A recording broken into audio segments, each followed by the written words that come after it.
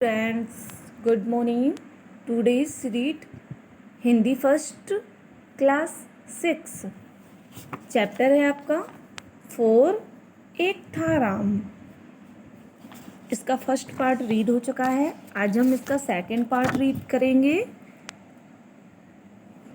Page number 27।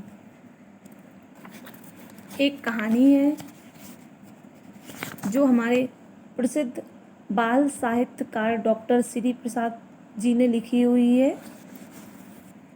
प्रस्तुत कहानी में बताया गया है कि हमें सदैव अच्छी संगति को ही अपनाना चाहिए, क्योंकि प्रत्येक व्यक्ति के जीवन में संगति का गहरा प्रभाव पड़ता है। बुरी संगत में पड़ने से बुरे हम बन जाते हैं, अच्छी संगत में रहने से हम अच्छे इंसान बने रहते हैं। इसलिए हमारी जो संगति होती है, हमें बुरे लोगों से नहीं रखनी चाहिए, सदैव अच्छी संगति का अपनाना ही चाहिए। इस कहानी में भी कहानी का मुख्य पात्र राम कुसंगति में पड़ने पर अध्यापक का अपमान करता है, लेकिन अंत में उसे पश्चाताप भी होता है और वह कुसंगति छोड़कर अच्छे मार्ग पर चलने का निश्चय करता है। सेकंड पार्ट है आपका पेज नंबर 27। स्वार्थ में आदमी अपना विवेक खो देता है। उस समय उसे उचित अनुचित का ज्ञान नहीं होता है। जब वो स्वार्थ में पड़ता है कोई आदमी, तो उसे उचित अच्छा बुरा समझ में नहीं आता है। राम के साथ भी यही हुआ था। अब एकांत में वह यही सोच रहा था कि अपने गुरु का अपमान करते हुए समय वह अपना विवेक खो बैठा, जबकि वे अपना कर्तव्य पूरा कर रहे थे। 20 दिन पहले की बात है। राम को याद आया, इन्हीं अध्यापक ने कहा था, राम अपनी तैयारी अच्छी रखना, तुम्हें अच्छी श्रेणी लानी है। यदि गणित में कुछ पूछना हो तो घर आकर पूछ लेना, संकोच मत करना। लेकिन राम तो सब कुछ भूल गया था, क्योंकि जब स्वार्थ होता है, हम बुरा काम करते हैं, तो हमें अच्छे और बुरे का ज्ञान नहीं होता है।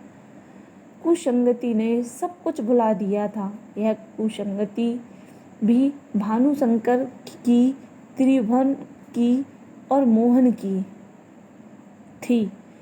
ये तीनों वे विद्यार्थी थे जिन्हें पढ़ने लिखने से कुछ मतलब ही ना था, जिसकी कुसंगति के कारण राम ने ऐसा किया था।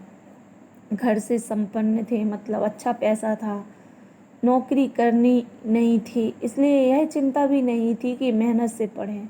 अपनी अपनी कार में पढ़ने आते थे, नौकर साथ में आता था और कॉलेज में भी कोई ना कोई शरारत ही करते रहते थे।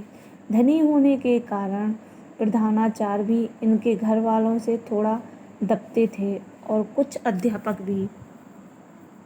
प्रधानाचार्य के दबने का कारण तो यह था कि कॉलेज की इमारत बन रही थी, तो इनमें से 2 लड़कों के दादा ने कॉलेज को काफ़ी धन दिया था। वास्तव में वे अच्छे लोग थे। इन भानुशंकर, त्रिभुवन या मोहन की तरह बुरे विचारों वाले नहीं थे। करीब 1 घंटा बीत गया। माँ फिर आई, चलो खाना खा लो, जो हुआ सो हुआ, तुमने गलती की, अपने अध्यापक का अपमान नहीं करना चाहिए था। किसने कहा? राम की माँ ने राम से कहा। मैं खाना नहीं खाऊंगा। राम रो पड़ा। मैंने सचमुच बहुत बड़ी गलती की है। मैंने अध्यापक का अपमान किया। मैं मुँह दिखाने लायक भी नहीं रहा। मैंने कितनी बड़ी गलती की है। राम फूट फूट कर रोए जा रहा था। बेटे को रोता देखकर माँ भी रो पड़ी। बहन की आंखों में भी आंसू आ गए। अब तक राम के पिता भी आ चुके थे। वे जैसे ही कमरे के अंदर आए, राम और जोर से बिलख उठा, पिताजी मुझे माफ़ कर दीजिए, मुझसे सचमुच बहुत बड़ी गलती हो गई है। बेटे को रोता देखकर पिता का मन भी भर आया। बेटे की आंखों से निकले ये आंसू पश्चाताप के आंसू थे, ये दुख के सच्चे आंसू थे।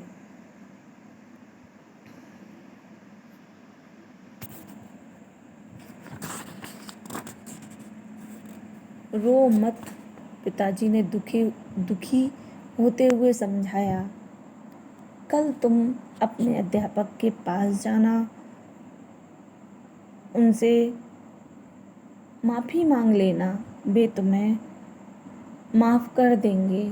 मैं उन्हीं के पास गया था। राम उठा, सबके कहने पर हाथ मुँह धोया। सबने मिलकर खाना खाया। अब सबका मन कुछ हल्का सा हो गया था। पूरी तरह तो उसका मन अभी हल्का नहीं होगा, क्योंकि वो तो कल होगा, जब सवेरे जाकर वह अपने अध्यापक से माफ़ी मांगेगा। उसे उसके अध्यापक माफ़ भी कर देंगे, क्योंकि वह जानता था कि उसके अध्यापक बहुत अच्छे हैं। राम ने अपने अध्यापक से माफ़ी मांगने के निश्चय के साथ ही यह भी निश्चय किया कि वह भानुशंकर, त्रिभुवन और मोहन जैसे साथियों को छोड़ देगा, जिनके कारण उसके स्वभाव में दोष आ गया था।